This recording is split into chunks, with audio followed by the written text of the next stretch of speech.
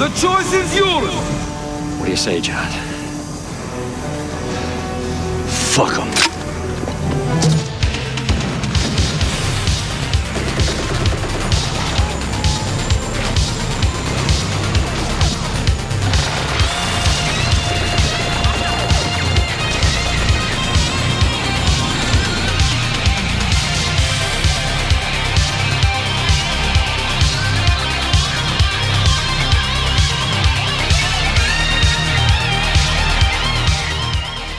If you're watching this video, you're probably familiar with this image. It's been posted on various social platforms for years and is reportedly a screen capture of the original dedication credit card from Rambo 3. According to the author of the image, the original dedication credit said, "This film is dedicated to the brave mujahideen fighters of Afghanistan," and was revised to say, "This film is dedicated to the gallant people of Afghanistan." Many postings also indicate that the dedication was changed after 9/11. Before we get too deep on this subject, let me first start by saying I don't believe this image is real, and I'll get to some evidence soon. You can skip ahead if you just want to see the evidence, but let's quickly examine how this image may have become so believable.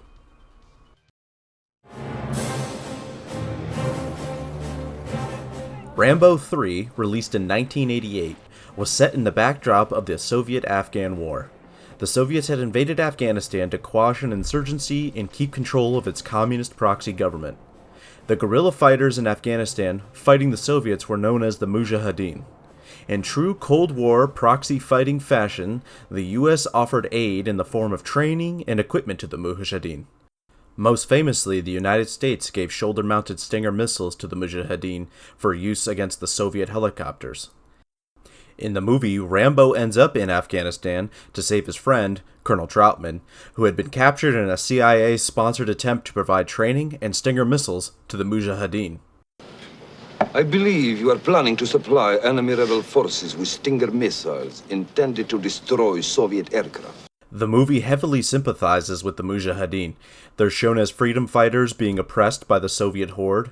Rambo joins the side of the mujahideen to help them defeat the Soviets, and in turn the mujahideen help Rambo save his friend Colonel Troutman. Our children die of disease, mines, and poison gas, and the women are raped and killed. Last year in the valley of Legaman, the next valley, 6,000 Afghans were killed. Pregnant women were cut with bayonets and their babies thrown into the fires. This is done so they will not have to fight the next generation of Afghans. Yet nobody sees anything or reads anything in the papers. What you see here are the mujahideen soldiers, holy warriors. To us, this war is a holy war.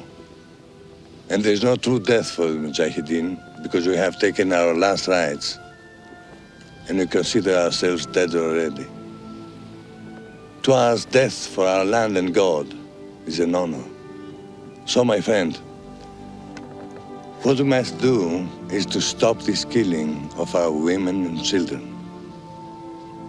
If getting this man free, so he can return to the free world and tell what happens here is necessary, then of course we will help. After the Soviet-Afghan War ended, the generalized mujahideen splintered into different groups. One of these groups would eventually form into the Taliban, which would end up having connections to Al-Qaeda and the 9/11 attacks. The image becomes believable only after 9/11, as it's seen as an attempt by higher powers to whitewash history.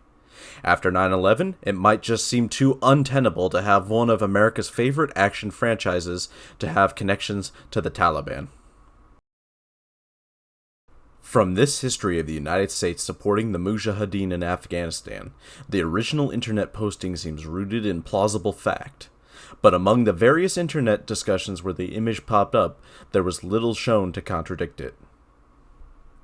For me, the topic came up again recently, and I was interested in finding out if the claim had any truth. A simple media search turns up no results supporting the claim that the mujahideen were ever credited in the movie. However, there are news sources that can immediately debunk the claim.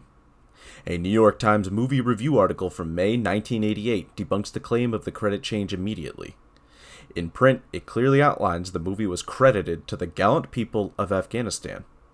Similar stories and news articles can be found in the Washington Post newspaper and Newsday publications.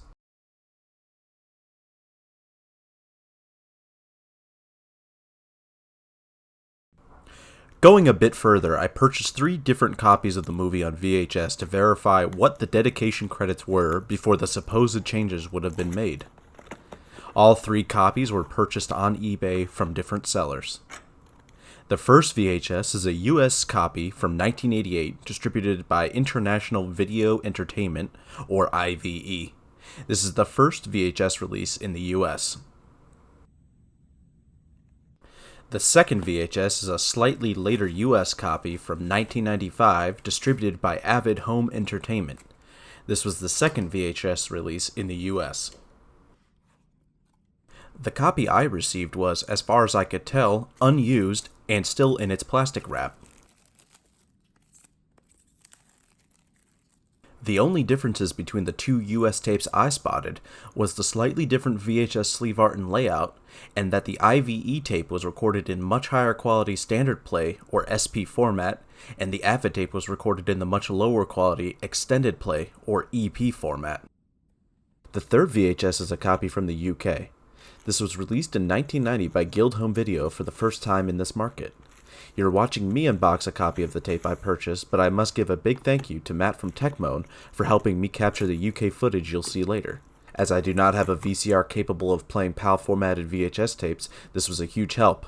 If you haven't already checked out Matt's channel Techmoan, I highly recommend it. Interestingly, the UK home release had significant footage cut to appease the British Board of Film Classification, the British equivalent to the Motion Picture Association of America. A little over 3 minutes was cut in this initial release. Much to my surprise, there was even a pre-9/11 release of the film on DVD, so I also acquired a brand new copy of the 1998 release by Artisan Entertainment. For many people, myself included, I think it's easy to forget that DVD home video was introduced to the US market in early 1997, but it wasn't until 2003, a full 6 years later, that DVD would surpass VHS in home distribution. And with that said, let's watch the original footage to see what the original dedication credits said. Maybe just a little, sir. Just a little.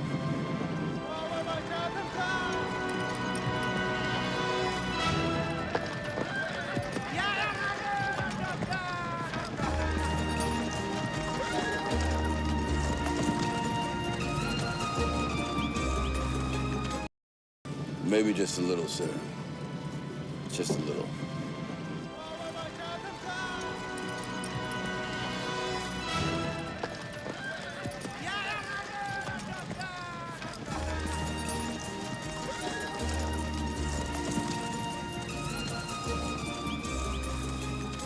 Maybe just a little, sir. Just a little.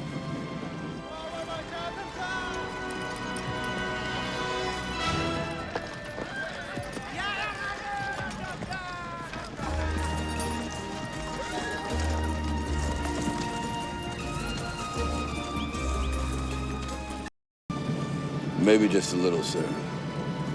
Just a little.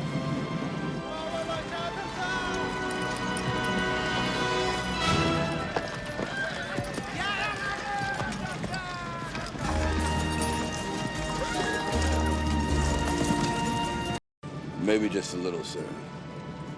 Just a little.